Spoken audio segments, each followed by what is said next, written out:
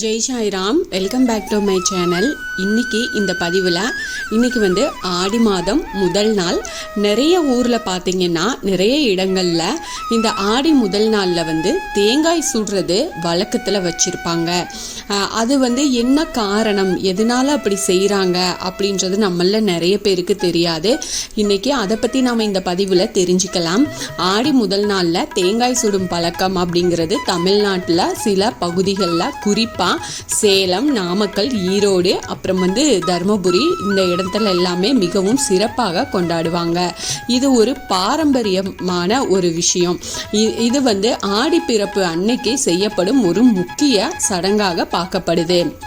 இந்த சடங்குல பயன்படுத்தப்படும் பொருட்கள் பார்த்தீங்க அப்படின்னா அழிஞ்சில், குச்சி, அப்புறம் மருத்துவ குணங்கள் அது நிறைஞ்ச ஒரு பொருள்னு சொல்லலாம். இது உடலுக்கு வலிமையும் நோய் எதிர்ப்பு சக்தியையும் கொடுக்குமாமா. அவ்வளவு மகிமை வாய்ந்ததாமா. நாம இப்போ இதை பற்றி இந்த பதிவில் தெளிவாக பார்க்கலாம். நீங்கள் ஸ்கிப் பண்ணாமல் முழுசாக இந்த பதிவை பாருங்கள். நிச்சயமாக உங்களுக்கு பயனுள்ள பதிவாக இருக்கும். என்னோட சேனலுக்கு தொடர்ந்து சப்போர்ட் பண்ணுங்கள், லைக் பண்ணுங்கள், ஷேர் பண்ணுங்க, கமெண்ட் பண்ணுங்க, மறக்காம சப்ஸ்கிரைப் பண்ணுங்க, பெல் ஐகானை கிளிக் பண்ணுங்க. ஆன்மீக நலன்களையும் இறைவனின் அருளையும் அளவில்லாம அள்ளி தரக்கூடிய மாதமான ஆடி மாதம் ஜூலை 17ஆம் தேதியான இன்று பிறந்திருக்கு. ஆடி மாதத்துக்கு மட்டுமில்ல, ஆடி மாத பிறப்பே மிக பெரிய சிறப்பு வாய்ந்த ஒரு நாள்னே சொல்லலாம். ஆன்மீக ரீதியாகவும் புராண ரீதியாகவும் சிறப்பு வாய்ந்த நாள் ஆடி பிறப்பு நாள்.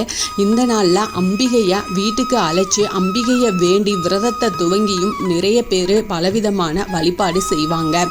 அப்படி கொங்கு நாட்டு மக்களால் மிகவும் பிரபலமாக செய்யப்படும் ஒரு வழிபாடு தேங்காய் சுடுறது. இது தமிழகத்தில் நிறைய பகுதிகளில் ஆடிப்பிறப்பு நாளில் காவிரி நதி பாயும் கரையேறும் இருக்கும் மக்களால் மிகவும் விசேஷமாக செய்யப்படும் ஒரு சடங்கு. ஆடி முதல் நாளில் எதுக்காக தேங்காய் சுடுறாங்க, இதுக்கு என்ன காரணம், இது எதை குறிக்குது, இந்த பழக்கம் எப்படி வந்துச்சு அப்படின்ற கேள்வி நிறைய பேருக்கு இருக்கும். அதனால் இதுக்கு ஆன்மீக காரணம் ஒன்று சொல்லப்படுது. ஆடிப்பிறப்பு அன்னைக்கு தேங்காய் சுடும் பழக்கம் இன்று நேற்று துவங்கிய வழக்கம் கிடையாது. மகாபாரத காலத்துல இருந்தே இருக்கிறதாக சொல்லப்படுது. மகாபாரதத்தில் பாரத போர் துவங்கியது பார்த்தீங்கன்னா ஆடி முதல் நாள் அப்படின்னு சொல்றாங்க. ஆடி முதல் நாள் துவங்கி தொடர்ந்து 18 நாட்கள் இந்த போர் நடந்திருக்கு. 18வது நாள்ல பாண்டவர்கள் வெற்றியும் பெற்றாங்க.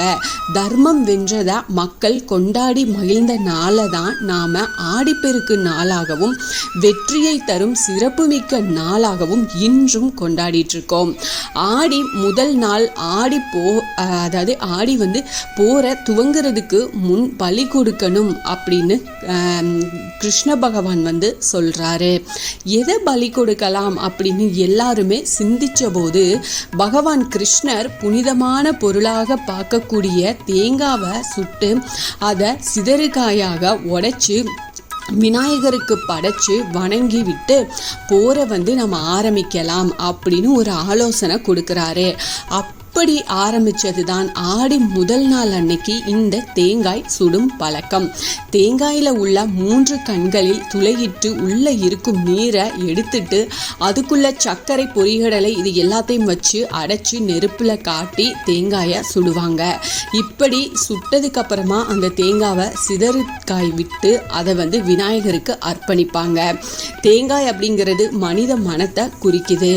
அதன் வெளியே மூடி இருக்கும் கடினமான தீய எண்ணங்களை சுட்டு எரிச்சிட்டு உள்ள நிரம்பி இருக்கும் தேவையற்ற விஷயங்களை அகற்றிட்டு இறை சிந்தனை அப்படின்ற இனிப்பை நிரப்பி இறைவனுக்கு இதை அர்ப்பணிக்கணும் அப்படின்றத உணர்த்துறதுக்காக தான் தேங்காவை சுட்டு இறைவனுக்கு படைக்கும் பழக்கம் இன்னைக்கும் இருக்கு. இதே போன்ற முறையின் அடிப்படையில் தான் சபரிமலை ஐயப்பன் கோவிலுக்கு மாலை அணிந்து யாத்திரை செல்லும் சுவாமிகளும் தேங்காயில் உள்ள நீரை அகற்றிட்டு நெய்யை நிரப்பி எடுத்துகிட்டு போய் அந்த தேங்காயை சுவாமி ஐயப்பனுக்கு அபிஷேகத்துக்கு காணிக்கையாக அளிக்கும் முறை வந்திருக்கு. கர்மா, ஆசை, கண்மம், காமம், குரோதம் அப்படின்ற பல விதமான விஷயங்களால் மூடப்பட்டிருக்கும் மனிதனின் மனதுக்குள்ள இறை சிந்தனையை, தெய்வீக தன்மையை கொண்டு வரணும் அப்படின்றது தான் இதோட நோக்கம். இப்போ எல்லாருக்குமே தெரிஞ்சிருக்கும்னு நினைக்கிறேன் எதனால தேங்காய் சுடுறாங்க, எப்படி இந்த பழக்கம் வந்துச்சு அப்படின்றது. இது நிச்சயமாக உங்களுக்கு பயனுள்ள பதிவாக இருக்கும் அப்படின்னு நான் நம்புகிறேன். என்னோட சேனலுக்கு தொடர்ந்து சப்போர்ட் பண்ணுங்கள், லைக் பண்ணுங்கள், ஷேர் பண்ணுங்கள், கமெண்ட் பண்ணுங்கள், மறக்காமல் சப்ஸ்கிரைப் பண்ணுங்கள், பெல் ஐக்கானை கிளிக் பண்ணுங்கள். இது போல் எனக்கு தெரிஞ்ச ஆன்மீக பதிவுகளை உங்ககிட்ட நான் ஷேர் பண்ணுறேன். Thank you friends. மீண்டும் அடுத்த பதிவில் சந்திப்போம்.